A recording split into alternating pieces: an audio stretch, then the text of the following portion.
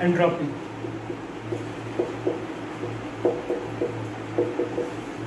Entropy जो होता है वो सबसे पहले उसको जानना जरूरी है, स्पॉन्टेनियस को।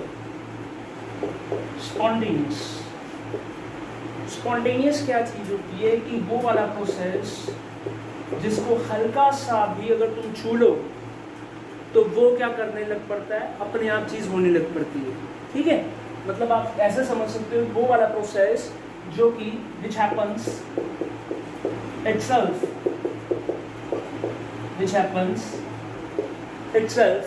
or by little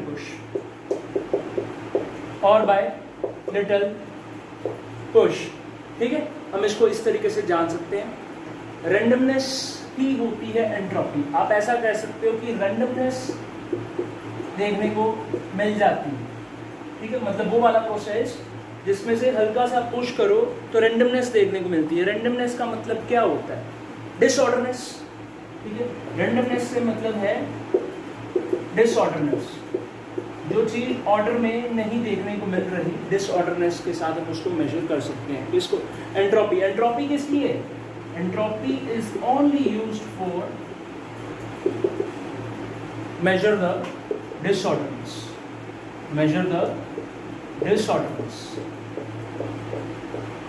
disorderness को मेजर करने के लिए यही काम किया जा सकता है। ठीक है, ओके, लेट्स से मैं कह देता हूँ कि मेरे पास एक ए से बी तक का रिएक्शन है। मान के चलो मेरे पास ए से बी तक का कोई भी एक रिएक्शन है और वो स्पॉन्टेनियस होते जा रहा है, अपने आप चीज़ देखने को मिलती है अगर हल्का सा पुश कर दो। ठीक है, फिर क्या चीज़ देखने को मिलती है, तो स्पॉन्टेनियस के कारण रेंडमनेस बढ़ जाती है। रेंडमनेस होनी ही होनी है, कोई नहीं रोक सकता यूनिवर्स में, होनी ही होनी। एक एग्जांपल दूँ, जैसे अगर मैं आपको 10 कॉइन दे देता हूँ, ठीक है, 5 रुपए के, हेड टेल में कह देता हूँ, तो कितनी प्रोबेबिलिटी है कि वो 10 ही आ जाए, हेड 10 ही हेड आ जाए, कोई प्रोबेबिलिटी नहीं है। रेंडमनेस देखने को मिलेगी। मतलब आप बहुत कम प्रोबेबिलिटी, बहुत ज़्यादा कम प्रोबेबिलिटी है कि सारे हेड ही आ जाए, हो ही नहीं सकता। ठीक है, तो इसलिए मैं कह रहा हूँ कि रेंडमनेस होनी है। ठीक है, अगर हल्का सा भी उसको छुआ दो तो स्पॉन्टेनियस अपने आप प्रोसेस देखने को चीज़ मिलती है। ठीक है, यस, सही बताओ तो एंट्रोपी मेजर की नहीं जा सकती। यस, मेजर की नहीं जा सकती। अब मैं इतनी देर का भाषण दे रहा हूँ तो फिर ये क्या था, एंट्रोपी नहीं मेजर की जा सकती। ठीक है, तुम किसी के डिसऑर्डरनेस है, तुम कैसे कितना मेजर कर लोगे, नहीं मेजर कर सकते। फिर उसके बाद चेंज होते रहना। यस, चेंज होते रहना। चेंज का मतलब है चेंज इन एंट्रोपी, वो हम मेजर कर सकते हैं। ठीक है, चेंज इन एंट्रोपी हम मेजर कर सकते हैं, एंट्रोपी नहीं मेजर कर सकते। मेरे कहने का मतलब ये है कि पहले एंट्रोपी को, पहली बात तो ये एस के साथ मेजर किया जाता है।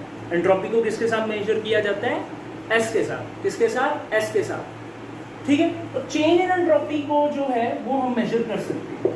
चेंज इन एंट्रोपी को हम मेजर कर सकते हैं। इसका मतलब क्या है कि जैसे मैं कह दूं कि मेरे पास पहले इतना स्पॉन्टेनियस काम हुआ है, मतलब पहले इतना डिसऑर्डरनेस था, अब फिर उसके बाद धीरे धीरे जैसे टाइम बीतता जाएगा डिसऑर्डरनेस ज़्यादा होता जाएगा। ठीक है, ज़्यादा रेंडमनेस देखने को मिलेगी, ज़्यादा कुछ डिसऑर्डरनेस देखने को मिलेगी। तो मतलब क्या होगा, ज़्यादा डिसऑर्डरनेस तो फाइनल में नहीं मिलेगी, इनिशियल में थोड़ी कम होगी डिसऑर्डरनेस। हम ये कह सकते हैं कि जैसे मैं कह दूं कि ये लेट्स से मैं कह देता हूँ, अब इसका बड़ी अच्छी एग्जांपल देख सकते हैं हम। क्लासरूम में अगर बैठे हैं, तो वहाँ पे आप चेक कर सकते हो कि ये मेरे पास है। ठीक है, जैसे कोई टीचर आपको कहता है यहाँ पे बैठ, कितनी देर तक आप बैठोगे रहोगे? फ्रेंड्स के साथ तो आपने बैठना ही है ना बाद में, जब वो टीचर निकल जाए कहीं और। ठीक है, नहीं तो डिसऑर्डरनेस फिर देखने को मिल गया। वही चीज़ जरूरी नहीं अब मैं आप फोर्स करके बैठा रहा हूँ कि भाई तूने इधर बैठना है, तू इधर ही बैठेगा। ठीक है, पर जरूरी थोड़ी ना आप वही क्लास में, क्या पता आपका इधर शिफ्ट हो जाए, कभी इधर शिफ्ट हो जाए, कभी इधर शिफ्ट हो जाए, तो डिसऑर्डरनेस देखने को मिलता ही है।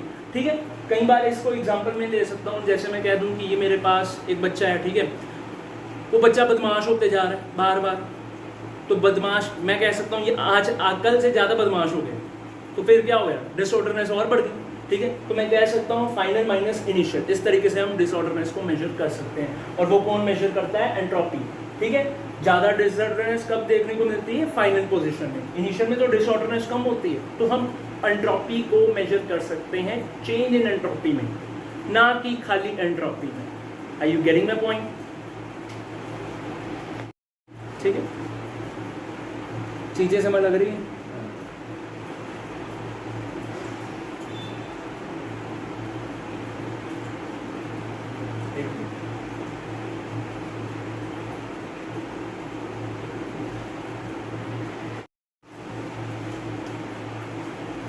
एंट्रोपी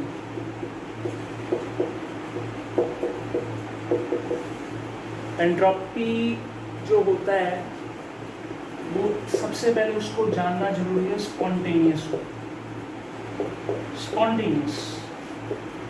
स्पॉन्टेनियस क्या चीज होती है कि वो वाला प्रोसेस जिसको हल्का सा भी अगर तुम छू लो तो वो क्या करने लग पड़ता है, अपने आप चीज होने लग पड़ती है। ठीक है, मतलब आप ऐसे समझ सकते हो वो वाला प्रोसेस जो कि which happens itself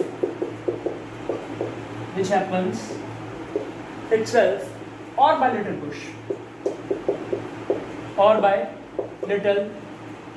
push।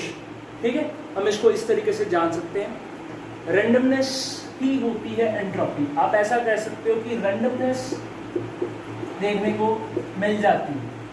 ठीक है, मतलब वो वाला प्रोसेस जिसमें से हल्का सा पुश करो तो रेंडमनेस देखने को मिलती है। रेंडमनेस का मतलब क्या होता है? डिसऑर्डरनेस। ठीक है, रेंडमनेस से मतलब है डिसऑर्डरनेस, जो चीज ऑर्डर में नहीं देखने को मिल रही, डिसऑर्डरनेस के साथ हम उसको मेजर कर सकते हैं। इसको एंट्रोपी किस लिए है? Entropy is only used for measure the disorders, disorderness को मेजर करने के लिए काम किया जा सकता है। ठीक है, ओके, लेट्स से मैं कह देता हूँ कि मेरे पास एक ए से बी तक का रिएक्शन है। मान के चलो मेरे पास ए से बी तक का कोई भी एक रिएक्शन है और वो स्पॉन्टेनियस होते जा रहा है, अपने आप चीज़ देखने को मिलती है अगर हल्का सा पुश कर दो। ठीक है, फिर क्या चीज़ देखने को मिलती है? तो स्पॉन्टेनियस के कारण रेंडमनेस बढ़ जाती है। रेंडमनेस होनी ही होनी है, कोई नहीं रोक सकता यूनिवर्स में, होनी ही होनी। एक एग्जांपल दूँ, जैसे अगर मैं आपको 10 कॉइन दे देता हूँ, ठीक है, 5 रुपए के, हेड टेल में कह देता हूँ, तो कितनी प्रोबेबिलिटी है कि वो 10 ही आ जाए, हेड 10 ही हेड आ जाए? कोई प्रोबेबिलिटी नहीं है। रेंडमनेस देखने को मिलेगी।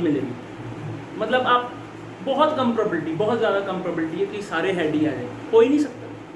ठीक है, तो इसलिए मैं कह रहा हूँ कि रेंडमनेस होनी है। ठीक है, अगर हल्का सा भी उसको छुआ दो तो स्पॉन्टेनियस अपने आप प्रोसेस देखने को चीज़ मिलती है। ठीक है, यस, सही बताओ तो एंट्रोपी मेजर की नहीं जा सकती। यस, मेजर की नहीं जा सकती। अब मैं इतनी देर का भाषण दे रहा हूँ तो फिर ये क्या था? एंट्रोपी नहीं मेजर की जा सकती। ठीक है, तुम किसी का डिसऑर्डरनेस है, तुम कैसे कितना मेजर कर लोगे? नहीं मेजर कर सकते। फिर उसके बाद चेंज होते रहना। यस, चेंज होते रहना। चेंज का मतलब है चेंज इन एंट्रोपी, वो हम मेजर कर सकते हैं। ठीक है, चेंज इन एंट्रोपी हम मेजर कर सकते हैं, एंट्रोपी नहीं मेजर कर सकते। मेरे कहने का मतलब ये है कि पहले एंट्रोपी को पहली बात तो ये एस के साथ मेजर किया जाता है। एंट्रोपी को किसके साथ मेजर किया जाता है? एस के साथ। किसके साथ? एस के साथ। ठीक है, तो चेंज इन एंट्रोपी को जो है वो हम मेजर कर सकते हैं। चेंज इन एंट्रोपी को हम मेजर कर सकते हैं। इसका मतलब क्या है कि जैसे मैं कह दूं कि मेरे पास पहले इतना स्पॉन्टेनियस काम हुआ है, मतलब पहले इतना डिसऑर्डरनेस था, अब फिर उसके बाद धीरे धीरे जैसे टाइम बीतता जाएगा डिसऑर्डरनेस ज़्यादा होता जाएगा। ठीक है, ज़्यादा रेंडमनेस देखने को मिलेगी, ज़्यादा कुछ डिसऑर्डरनेस देखने को मिलेगी। तो मतलब क्या होगा? ज़्यादा डिसऑर्डरनेस तो फाइनल में नहीं मिलेगी, इनिशियल में थोड़ी कम होगी डिसऑर्डरनेस। हम ये कह सकते हैं कि जैसे मैं कह दूं कि ये लेट्स से मैं कह देता हूँ, अब इसका बड़ी अच्छी एग्जांपल दे सकते हैं। हम क्लासरूम में अगर बैठे हैं, क्लासरूम में अगर भी बैठे हैं तो वहाँ पे आप चेक कर सकते हो कि ये मेरे पास है। ठीक है, जैसे कोई टीचर आपको कहता है यहाँ पे बैठ, कितनी देर तक आप बैठ हो रहे होगे? फ्रेंड्स के साथ तो आपने बैठना ही है ना बाद में, जब वो टीचर निकल जाए कहीं और। ठीक है नहीं, तो डिसऑर्डरनेस फिर देखने को मिल गया।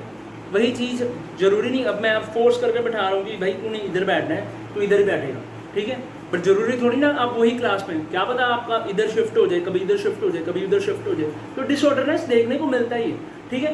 कई बार इसको एग्जांपल में दे सकता हूँ, जैसे मैं कह दूँ कि ये मेरे पास एक बच्चा है, ठीक है, वो बच्चा बदमाश होते जा रहा है बार बार, तो बदमाश मैं कह सकता हूँ ये आज कल से ज़्यादा बदमाश हो गया, तो फिर क्या हो गया, डिसऑर्डरनेस और बढ़ गई, ठीक है। तो मैं कह सकता हूँ फाइनल माइनस इनिशियल, इस तरीके से हम डिसऑर्डरनेस को मेजर कर सकते हैं। और वो कौन मेजर करता है, एंट्रोपी, ठीक है। ज़्यादा डिसऑर्डरनेस कब देखने को मिलती है, फाइनल पोजीशन में, इनिशियल में तो डिसऑर्डरनेस कम होती है, तो हम एंट्रोपी को मेजर कर सकते हैं चेंज इन एंट्रोपी में, ना कि खाली एंट्रोपी में। Are you getting my point, ठीक है, चीजें समझ लग रही है।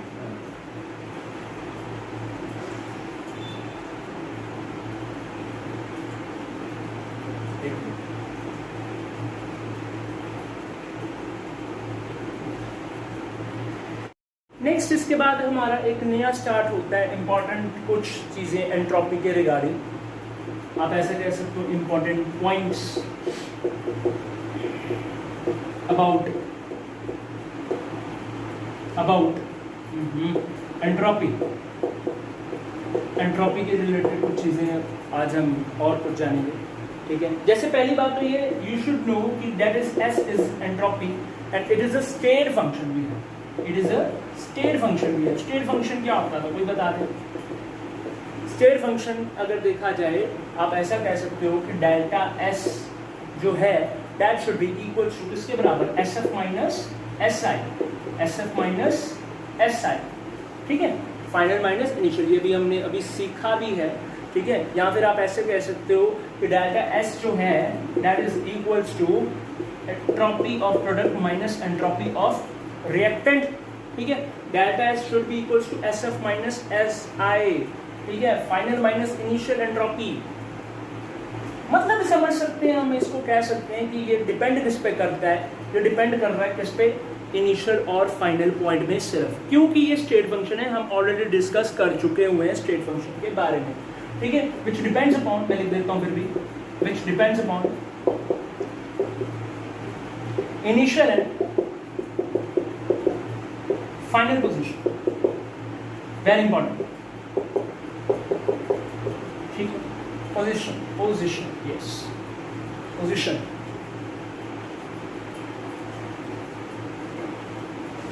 या फिर मैं ये भी कह सकता हूं ये पाथ पे डिपेंड नहीं करता, आप ऐसे भी लिख सकते हो, which does not depend on path, does not depend on path,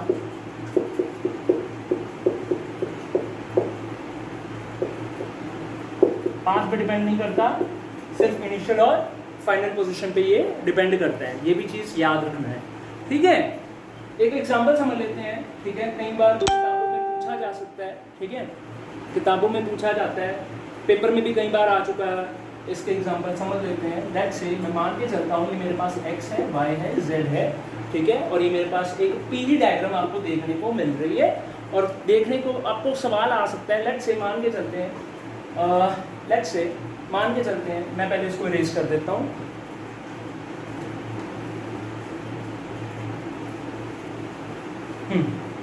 next देखो, चाहे x y से साथ जाए, फिर y के बाद z पे जाए, x z से जाए, ठीक है। तो इसका मतलब मैं कह सकता हूँ, ये मैं लिख सकता हूँ, क्या ये s x से y की तरफ जाए या सीधा x से z की तरफ जाए, x से z की तरफ जाए, which is equals to, can I write like this, entropy from x to y, entropy from x to y plus entropy from y to z, entropy from y to z। पहले तो ये बताओ क्या ये true है या false है, ये चीज एक बात बताओ, क्या ये वैलिड है? Yes, it's valid. आप चेक कर सकते हो कि लास्ट में x से z की तरफ ही जा रहा है, मतलब ये हुआ इनिशियल और x है और फाइनल इसकी z है। आप चेक कर सकते हो, इनिशियल x है, फाइनल क्या है, z, initial x, final is z, so it's 100% true, ये बिल्कुल सही है, कोई इसको वैलिड ना कहे हो नहीं सकता। Why so? Because it depends on initial and final position, ठीक है। x से y तक जाए, y से z तक जाए, आना x और z पे ही, ठीक है। तो ये क्या हो गया, एक स्टेट फंक्शन हो जाता है, पेपर में आ जाता होता है ऐसी चीजें, ठीक है, लिख लो। क्वेश्चन करते हैं हम इसके रिलेटेड, एंट्रोपी के related, as path function, as state function. Path पे डिपेंड नहीं करता, इनिशियल और फाइनल पोजीशन पे ही डिपेंड करता है। लेट्स से मान के चलते हैं ये मेरे पास ए से पहले सी तक जा रहा है, फिर सी से डी तक जा रहा है, फिर डी के बाद फिर से डी की तरफ आ रहा है, ठीक है। क्वेश्चन मेरा ये है, फाइंड करो एंट्रोपी, ठीक है, एस यहाँ से ए से लेकर बी के बीच में, ए से लेकर बी के बीच में, ठीक है। मैं आपको कुछ चीजें गिवन भी देता हूँ, कुछ चीजें गिवन भी हैं। लेट्स से मान के चलते हैं, मैं कह देता हूँ कि एंट्रोपी फ्रॉम कहाँ से स्टार्ट करें, सी से लेकर ए तक की बात कर लेते हैं, ठीक है। सी से ए अगर मान के चलते हैं, वो मेरे पास एंट्रोपी गिवन है आपके पास प्लस 50 EU, इसको EU कहते हैं, ठीक है, EU, ठीक है। और इसी तरीके से अगर मैं बात करूं एंट्रोपी फ्रॉम डी से लेकर सी तक, ये आपको कितने गिवन है, +30, EU का मतलब ये है एंट्रोपी यूनिट, ठीक है। EU का मतलब क्या है, एंट्रोपी यूनिट, ठीक है। तो यहाँ पे क्या आ जाएगा, +30 EU आ जाएगा।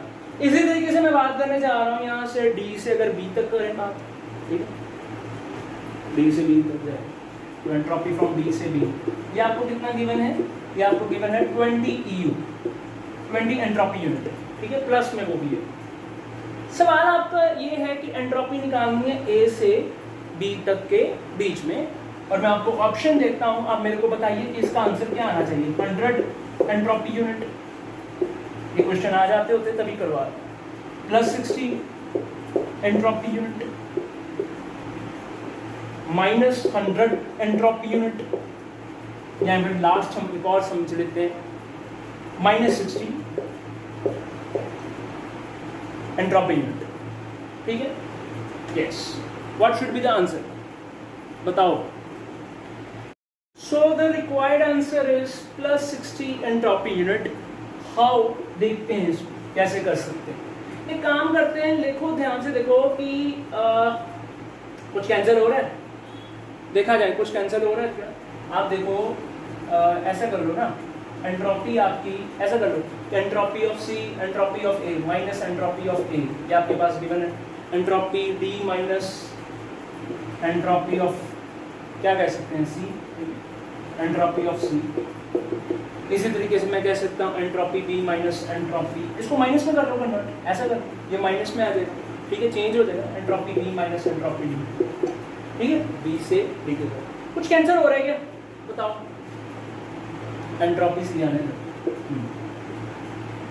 देखो सी से सी मर जाएगा, सी से सी कैंसिल हो सकता है, अब डी से डी भी कैंसिल हो सकता है, क्योंकि पहले नहीं हो सकता था, S D minus S B था पहले, अब S B minus S D की है, इसलिए यहाँ पे माइनस का साइन लगाया गया, ठीक है। तो इस तरीके से ये एस डी कैंसिल हो जाएगा, और कुछ कैंसिल हो रहा है, एस सी कैंसिल हो जाएगा। So what should I write, क्या निकालना था, S B minus S A आ जाएगा, ठीक है, S B minus S A आ जाएगा, कितना आ जाएगा, करके देखो जरा, कर लो जरा, सारा सॉल्व करो, कितना आ रहा है, 80 माइनस 20 कितना आ गया, 60 आ गया।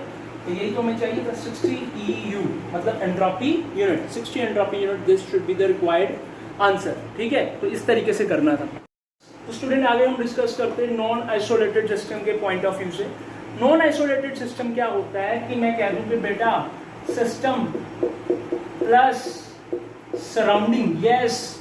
अब आइसोलेटेड सिस्टम नहीं है, अब मैं खाली इसकी बात नहीं कर रहा, मैं सराउंडिंग की बात भी कर रहा हूँ। मतलब आप समझो, मैं इस कमरे में बंद खाली बात नहीं कर रहा, मैं कमरे के बाहर की भी बात कर रहा हूँ इस बार।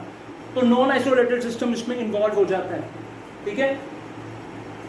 इस केस में मैं कह सकता हूँ कि delta S system plus delta S, कौन सा, सराउंडिंग, ठीक है, वो किसके बराबर, total delta S, total delta S. मैं नॉन आइसोलेटेड सिस्टम की बात कर रहा हूँ, मैं बार बार कह रहा हूँ कि इसमें हम खाली एक कमरे की बात नहीं करेंगे, पूरे यूनिवर्स की बात चल रही है, ठीक है, पूरे यूनिवर्स की बात चल रही है। तो वही बात आगे, स्पॉन्टेनियस बढ़ता है पूरे यूनिवर्स में, कोई एक जगह टिक के थोड़ी ना रहता है, हर जगह डिसऑर्डरनेस देखने को मिल जाती है, ठीक है। तो इसलिए पूरे यूनिवर्स की अगर मैं बात करूँ तो स्पॉन्टेनियस जो है वो चीज़ बढ़ जाती है। तो मैं कह सकता हूँ कि जो डेल्टा एस होगा टोटल वाला, वो क्या होगा, वो ग्रेटर देन 0 होता है। क्यों? पॉजिटिव है, रैंडमनेस बढ़ती है, याद रख लो, ठीक है, ये चीज दिमाग में बिठा लो, नोट करो इसको। तो मतलब ये हुआ डेल्टा एस किसकी बात चल रही है, यूनिवर्स की बात चल रही है, सारा कुछ इसमें इन्वॉल्व आ जाता है। बढ़ती है, कम थोड़ी ना होती है, कभी कभी कम नहीं हो सकती, कभी कम नहीं हो सकती, ये तो पक्का है, भगवान ने रूल बना दिया हुआ है, ठीक है, नोट कर लो इसको। बच्चे आगे हम डिस्कस करते हैं। अभी तक हमने काफ़ी कुछ पढ़ ली है, स्पॉन्टेनियस के बारे में पढ़ ली है, डेल्टा एस ग्रेटर देन कहाँ पे लगना है, डेल्टा एस इक्वल टू कहाँ पे लगना है, डेल्टा एस लेस देन 0 वो कहाँ पे लगना है, हमने ये चीज़ें पढ़ ली हैं, सारा कुछ हमने अच्छे से डिस्कस किया है, ठीक है। एडियाबैटिक कहाँ पे, आइसोथर्मल, आइसोबैट, अब सारा कुछ ये हम डिस्कस ऑलरेडी कर चुके हैं, ठीक है। नेक्स्ट इसके बाद अब हम आगे बढ़ते हैं लास्ट में। अब हमारा एक लास्ट टॉपिक है एंट्रोपी के अंदर, ठीक है, वो भी सीख लेते हैं, रिवर्सिबल के बारे में। यस, रिवर्सिबल क्या चीज है, रिवर्सिबल प्रोसेस। रिवर्सिबल प्रोसेस में क्या देखने को मिलता है, मैं कहता हूँ एंट्रोपी, जो टोटल एंट्रोपी होती है रिवर्सिबल प्रोसेस में, वो 0 होती है। ये मैं डिस्कस कर चुका हूँ पहले, स्टार्टिंग में मैंने बताया था कैसे होती है, वो भी जानना जरूरी है ना, बात ये आती है। आइसोथर्मल की प्रोसेस की बात करते हैं। आइसोथर्मल का समझते हो मतलब क्या है, कांस्टेंट होता है जहां पे टेम्परेचर, कांस्टेंट होता है जहां पे टेम्परेचर, ठीक। कांस्टेंट का मतलब क्या है कि लेट से मान के चलो कि ये मेरे पास एक सिस्टम है, और सिस्टम है जो कि हीट दे रहा है किसको, सराउंडिंग को, इसको दे रहा है सराउंडिंग को, बट दे तो रहा है बट सराउंडिंग का भी उतना ही टेम्परेचर है। मान लो 10 डिग्री सेल्सियस इसका है, 10 डिग्री सेल्सियस इसका ही है, तो हीट में एक्सचेंज क्या हुआ है, बात तो ये ना, हीट एक्सचेंज का मतलब होता है कि मतलब हायर से लो तक जाना, हायर से लो तक जाना, ठीक है। एग्जाम्पल समझते हैं इसकी, तो मतलब एक्सचेंज नहीं हुआ ना, आइसोथर्मल इसको प्रोसेस कह रही है। एक एग्जाम्पल समझ लेते हैं, लेट से मान के चलते हैं कि मैं कह देता हूँ कि डेल्टा एस जो है सिस्टम का that should be equal to minus dQ/dt। Release कर रहा है सिस्टम, लूज कर रहा है, ठीक है, लूज कर रहा है, बाहर निकल रही है हीट यहाँ से, पर है तो नॉन जीरो ना, सही बताऊं तो डेल्टा एस सराउंडिंग की भी बात कर लेते हैं, जो कि क्या करता है, गेन करता है, ये गेन करता है। तो गेन के लिए मैं कह सकता हूँ ये क्या आ जाएगा, प्लस dQ/dt, वो भी जीरो नहीं है, बट अगर दोनों को प्लस कर दिया जाए तो मैं कह सकता हूँ क्या आ जाएगा, डेल्टा एस टोटल जो आएगा वो कितना आएगा, दैट शुड बी किसके बराबर, इक्वल टू 0 के बराबर। आई होप आपको समझ लग गई है, ठीक है। So this is only for reversible process. Isothermal की बात करता हूँ, कांस्टेंट है इस केस में, मान के चलते हैं कि सिस्टम क्या कर रहा है, हीट लूज कर रहा है, और इसी तरीके से वही वाली हीट गेन कर रहा है कौन, सराउंडिंग, ठीक है। टेम्परेचर दोनों डिफरेंस नहीं है, ठीक है, दोनों 0 के बराबर नहीं है, तो इसका मतलब मैं कह सकता हूँ, आप इनको दोनों को ऐड कर लो, आपको सिखाया है कि डेल्टा एस जो टोटल है, ठीक है, वो किसके बराबर है, delta S system plus delta S कौन सा, सराउंडिंग वाला, ठीक है। तो ये चीज इसके देखने को मिलती है बराबर, ठीक है, तो ये चीजें आ जाती हैं। नेक्स्ट आगे सामने हम बात करते हैं इरिवर्सिबल प्रोसेस के बारे में। कौन सा प्रोसेस, इरिवर्सिबल प्रोसेस। इसमें क्या देखने को मिलेगा, इरिवर्सिबल प्रोसेस इसमें, इरिवर्सिबल प्रोसेस में एक का टेम्परेचर ज्यादा होना चाहिए, उसमें दोनों का बराबर था, इसलिए वहां पे हीट एक्सचेंज 0 था। इसमें दोनों का बराबर नहीं होना चाहिए, किसी एक का बढ़ा दो, ठीक है। आप ऐसे कह सकते हो इरिवर्सिबल प्रोसेस में याद रखना कि जो टोटल एंट्रोपी आएगी या यूनिवर्सल एंट्रोपी आएगी वो ग्रेटर देन 0 होनी चाहिए। वो क्या होनी चाहिए, ग्रेटर देन 0 होनी चाहिए। एक एग्जांपल समझ के पढ़ते हैं, चलो देखो। लेट्स से मान लो कि बाहर एक सराउंडिंग है, ठीक है, सराउंडिंग, ठीक है, और ये मेरे पास सिस्टम है। क्या हो क्या रहा है, मान के चलते हैं कि किसी का टेम्परेचर ज़्यादा है, मैं मान लेता हूँ सिस्टम का ज़्यादा है, तो सिस्टम ने क्या किया, हीट लूज की, किसको दी, सराउंडिंग को, ठीक है। मतलब मैं कह सकता हूँ ना, मतलब T1 और इसका T2, तो मैं कह सकता हूँ T1 is greater than as compare to T2। यहाँ तक कोई प्रॉब्लम है, कुछ समझना चाहते हो, कोई नई चीज़ समझ लगी तो पूछ लो, ठीक है। मैं क्या कह रहा हूँ, टेम्परेचर डिफरेंस है इस बार, पिछली बार टेम्परेचर सेम था, पिछली बार टेम्परेचर सेम था, इस बार टेम्परेचर में डिफरेंस आया है। चलो आगे देखो, तो डेल्टा एस अगर सिस्टम की बात करूं, डेल्टा एस सिस्टम की बात करूं, वो क्या आ जाएगा, मैं कह सकता हूं यहाँ पे minus d2 by dt T1, sorry, है कि नहीं, टेम्परेचर में डिफरेंस है ना, T1 बड़ा है, याद रखना। तो डेल्टा एस अगर मैं सराउंडिंग की बात करूं, सराउंडिंग में, तो मैं क्या कह सकता हूं, मैं कह सकता हूं यहाँ पे प्लस dq बाई T2, हाँ अलग अलग हो गया ना। तो इसी तरीके से जगह कम है, मैं बेटा इसको रिवाइज कर देता हूँ, ठीक है। आई होप आपने ये नोट कर लिया होगा।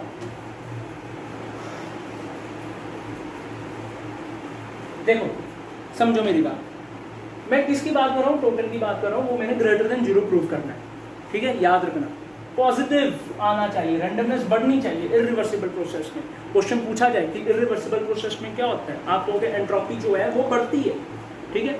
बट अगर मैं रिवर्सिबल प्रोसेस की बात करूं, वहां पे एंट्रोपी चेंज नहीं होती। डेल्टा एस जो टी है, डेल्टा एस टी जो है वो इक्वल टू 0 होता है, ये मैंने सारा प्रूफ करके दिया है, ठीक है। ये सारी चीजें प्रूफ की है मैंने। चलो और समझते हैं, इरिवर्सिबल प्रोसेस में क्या है, ग्रेटर देन 0 प्रूफ करना है। मेरी कोशिश ये है कि मैं इसका टेम्परेचर बढ़ा दूं, T1 जो है ग्रेटर देन T2 रख दूं, तो यहाँ पे मैं कह सकता हूँ, आपको पता है हीट कौन देगा, हायर से लोड जाती है हीट, तो T1 से यहाँ पे जा रही है, ठीक है, सिस्टम से सराउंडिंग की तरफ जा रही है। तो इस तरीके से मैं कह सकता हूँ ये चीज़ आ जाएगी। यहाँ पे कोई डाउट है, नो डाउट। तो ये डेल्टा सिस्टम यहाँ पे माइनस आएगा, डेल्टा एस सराउंडिंग यहाँ पे प्लस आएगा। एक काम करो, डेल्टा एस टोटल करके देखो तो सही क्या आ रहा है, सिस्टम प्लस सराउंडिंग। मैं कह सकता हूँ यहाँ पे क्या आ जाएगा, minus dq by T1 plus dq by T2, ठीक है। इसके अकॉर्डिंग देखा जाए तो dq यहाँ से कॉमन ले ले, dq यहाँ से कॉमन ले लो तो क्या देखने को मिलेगा आपको, सर ये आ जाएगा 1/T2 माइनस 1/T1। यहाँ तक कोई प्रॉब्लम, नो प्रॉब्लम।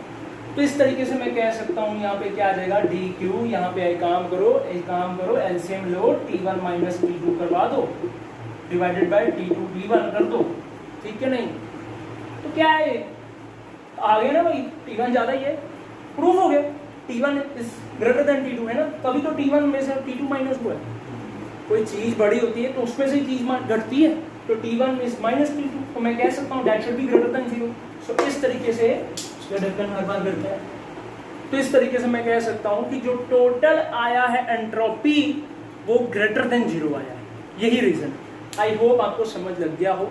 ये लास्ट टॉपिक था हमारा एंट्रोपी का, ठीक है, नोट कर लो, शाबाश।